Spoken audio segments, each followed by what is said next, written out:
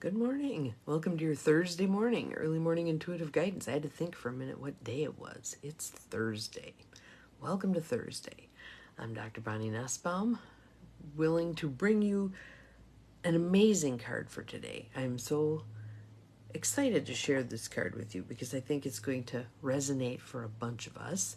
And always happy to kind of lay out some things for us to cogitate on, think about, run through our brains, etc. So I'll give it a minute here as people find me and pop on, but let's start with some nice deep breaths. In through the nose, out through the mouth. Feel what that feels like to take a deep breath. Good morning, Susan. Glad you are here. Welcome. Just gonna breathe in through the nose, out through the mouth.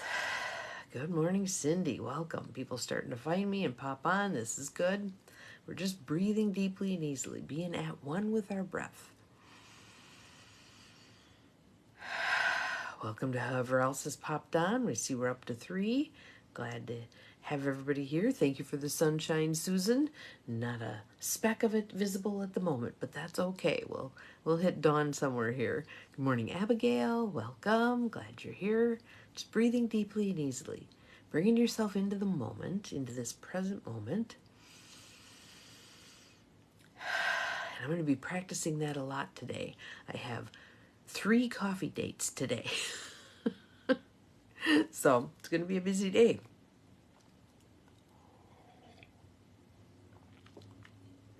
Including one with someone who might be interested in assisting with the intentional community. So that would be lovely because yesterday I think I poured 7 hours into the intentional community and its various iterations.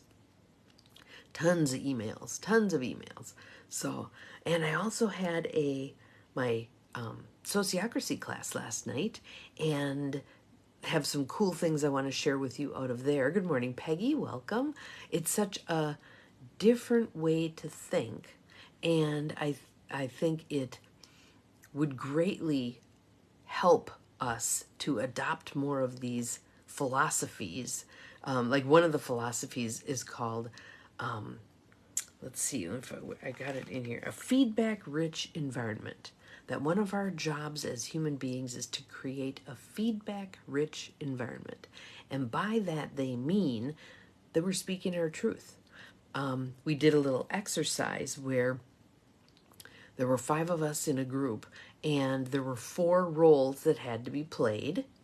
And so each person went through and picked the 4 people that they thought, including self, you could pick yourself, would be best for those roles.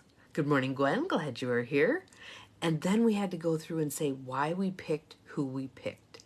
And several people expressed their discomfort with having to put that thought process out there. And the teacher basically made the point, we're already thinking all this stuff anyway. Why not put it out there and allow people feedback, which then they can make choices about that. So if, let's say my thought on somebody was they're pretty shy and they don't say boo and they probably wouldn't be a great leader. If I say,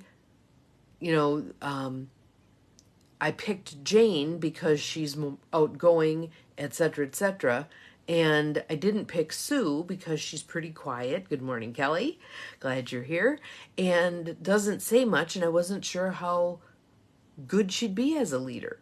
Putting that out there, then Sue can say, yeah, I don't like being out front. That's not my gig. I'd much rather be the secretary taking notes than the person out front. She may own that that's part of her personality. Or she might say, I think you're underestimating me. Nope, I've got leadership skills. I want to be given a chance. And I might change who I put in that slot. But it was very interesting, the discomfort with putting our thought process out there. And his point was, for the most part, you're not going to be saying something people don't already know about themselves. And it gives them the opportunity to either affirm that or to say, give me a chance, let me try it. And then if Sue said, yes, I want to be the leader, then we'd talk about, okay, what kind of support do you need in order to do a good job at this, to learn how to do this, right? It was just interesting stuff. Anywho, want to set the intention. If you can all rub your hands together and hold them out. We're sending love, good energy, support, healing Carolyn's way this morning as she has her surgery today for cancer. Awesome. Little jazz hands. That's good. That's good. Supporting one of our own. All right. Our card for today. This amazing card. I first read the title and I'm like, what? But when I read the 2 questions, then it was good. Allowing Prayers deck, 57 invitations to spark a conversation with your soul by Siobhan Nash. And there's one on the side that I thought was really cool. I don't think I've seen this before. Make space for what matters. You. Make space for what matters. You. So it's taking time. Yes, we're sending Carolyn good vibes. And hopefully within a day or 2, she can let us know how she's doing. So that'd be good. All right. Our card for today. And again, the title made me go, huh? But then the questions really helped elucidate why this title. Allow fear. Allow fear. We've talked about, how do you address fear? How do you release fear? How do you, whatever. Allow fear. That's a little different approach. So let's see what our 2 questions are. And Cindy, if you wouldn't mind putting them in the feed, that would be awesome. The first one is, where in your life are you procrastinating or resisting something out of fear? Where in your life are you procrastinating or resisting something out of fear? And Carolyn provides us with a great example. Medical stuff. How many of us have medical stuff that we've put off, avoided, don't want to deal with, etc., oftentimes because of fear? Thank you, Cindy. I appreciate that. What else have you put off because of fear? Have you put off talking to someone about something important? Talking to your boss about getting a raise? Talking about when it's time to retire? Talking about someone's behavior that is troublesome for you? Etc., etc., etc. Where have you put those things off because of fear? All right, that's the first question. Second question is, what would be possible if you acknowledged your fear and took a step toward what you want? What would be possible if you acknowledged your fear and took a step toward what you want? So, with the health stuff, it could be saying, yeah, I don't want to make this phone call and get this appointment scheduled because what if I hear something bad? Work that through. Whenever someone asks, so if I'm coaching, if someone asks a what if question, I have them answer it. Okay, what if? What if you hear something bad? Well, then there might be more tests, or then I might have to do treatment. Thank you, Cindy. Or then I might, whatever. Yes, keep answering the questions. What if, until you get to the point where you go, yeah, I might as well just do this. Know what it is that I'm facing, if anything, and address it. Decide what I want to do to address it. And I know I'm going to get feedback from, good morning, Mel, glad you are here. Haven't seen you in a bit. I know I'm going to get support from the doctor, the staff, the people around me, whoever I might take with me to an appointment if I'm really uncomfortable, afraid. And people can do that. Take someone with you. If you're too afraid to go on your own, take someone with you. I always frame it as it's good to have another set of ears in the room, especially if you're afraid. It's helpful. I went with my sister when she was going to be hearing what they were going to do about her cancer. And she was on edge. And I don't think a whole lot of stuff processed. So me taking notes and asking questions was helpful. So allow fear. Acknowledging. Yes, love going to Carolyn and prayers going up today. Absolutely. And think about that. There she is. Good morning, Brenda, going through her cancer surgery with all of this love and support sent her way. How good is that? That is awesome. Yes. So, something else I wanted to share that came out of my sociocracy class last night that I thought was a fabulous way to proceed with something that might be causing fear is a little phrase that they use that is good enough for now, safe enough to try. Good enough for now, safe enough to try. And so, in other words, you don't wait until every duck is in the row, everything is going just fine, all the little T's are crossed and I's are dotted. Good enough for now, safe enough to try. I loved that. I thought that was a very helpful way to deal with fear. Thank you, Cindy. I appreciate that. To deal with fear, to deal with procrastination, to deal with perfectionism. Nope, good enough for now, safe enough to try. So tuck that in your memory bank and see if that helps move you through some of these things you might be procrastinating about or avoiding or doubting yourself into not doing anything. The analysis paralysis thing, right? Good enough for now, safe enough to try. So if any of you would like to put in the feed what fear there is, I was working with someone last night and she rattled off her biggest fears that were interfering with her being willing to start a relationship with someone. Good morning, Beth. Glad you are here. Welcome. And it was fear of failure, fear of not being good enough, fear of being judged, all that kind of stuff. And those fears looming large enough that they kept her from doing anything that would put her out there for dating purposes. So, again, then we take a look at it. Usually, if we scratch the surface of something like that, there's this mixed message underneath. I want to, but I can't. I want to, but I can't. I want to, but I can't. Come here, get away. Come here, get away. Come here, get away. We need to resolve some of that push-pull first to open up that energy portal for the people to flow to her. Fear of failure, got the job. There you go. There you go. All right. So then let's take a look at that. Let's do this fun thing. This is really cool. I loved this. It's called the 7 levels of why. The 7 levels of why. So let's start with the question is, why do you fear failure? Answer that question. And I'm going to make one up here. I fear failure because I can't stand looking stupid. Why do you fear looking stupid? It's so uncomfortable. Why do you fear being uncomfortable? Because when I was a little kid and I was uncomfortable, I'd end up throwing up. And now I'm afraid I'm going to throw up anytime I'm uncomfortable. There's an insight, right? You could stop right there and deal with that little kid's self who was so uncomfortable she threw up. Working it through, bringing in that wise, loving adult to parent that little self. Okay, honey, come and sit on my lap. I'll deal with this situation. You don't need to deal with this situation. You're a little kid. You can just stay inside. You're safe. It's all right. I'll deal with this situation. But you could also continue to work it through. Why are you afraid of throwing up?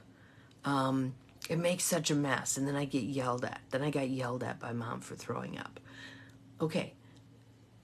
With that one, you could approach that one. Okay, if I throw up, I'll clean it up. I'm an adult. I can clean it up. I'm not going to yell at myself for throwing up the way Mom yelled at me. I'm going to support myself. I'm going to be kind and loving to me. All right? Even putting this stuff down, write it on a piece of paper. You will be amazed at the stuff that pops up. So it's called the 7 levels of why, and it's a Dean Graziosi thing. Some of you may know him through Tony Robbins stuff, etc. But very helpful activity. The 7 levels of why. So, Beth, if you did that with fear of failure and you walked through it for yourself, can you see yourself maybe getting down to the place where you go, oh, that's the root of this thing. That's where this fear of failure came from. Because when we're little kids, we don't have a fear of failure. We don't even think in that concept. When we're learning to walk, what do? We fall on our butts, we fall on our heads, we get back up, we try it again, we sob a little bit, we get some loves from Mama and Daddy, and away we go again, right? There is no fear of failure. We just do stuff, right? It's as we get older that we begin to have that concept. The one that really, when I first figured this out, which was not that many years ago, I went, oh my God, really? Yes. What the hell here? Is sports, activities, etc. Okay, so we'll address that. Good morning, Pat. Glad you are here. Welcome, welcome.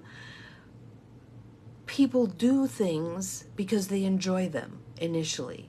I liked running around the bases, or I liked skating across the rink, or I liked hitting that ball, whatever it is. We liked it. It was fun. It was enjoyable. Somewhere along the line, someone introduced that concept of we have to be good at it in order to do it. And people drop out and drop out and drop out. How many of us, let's see everybody's hand, stopped doing something because we weren't good at it? Singing, dancing, coloring, art of all kinds. How many of us feel like, oh, I'm not good enough, so I shouldn't do it? I call bullshit. I call bullshit, okay? So, oh, Cindy's putting up a YouTube video. All right. Cindy, what's the YouTube video for? Can you put it in there? Yes, and Abigail, prayers going up for you. Absolutely.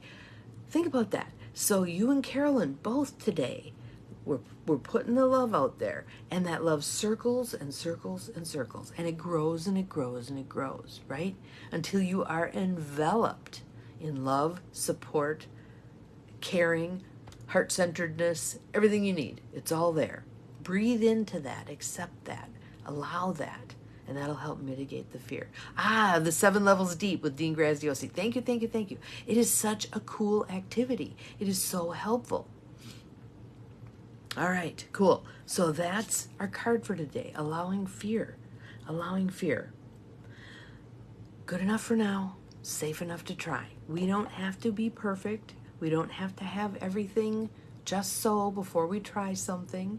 We can allow ourselves to be not fabulous at it to begin with. Yes, the Practical Rebels are putting out love and support today. Lots of love and support.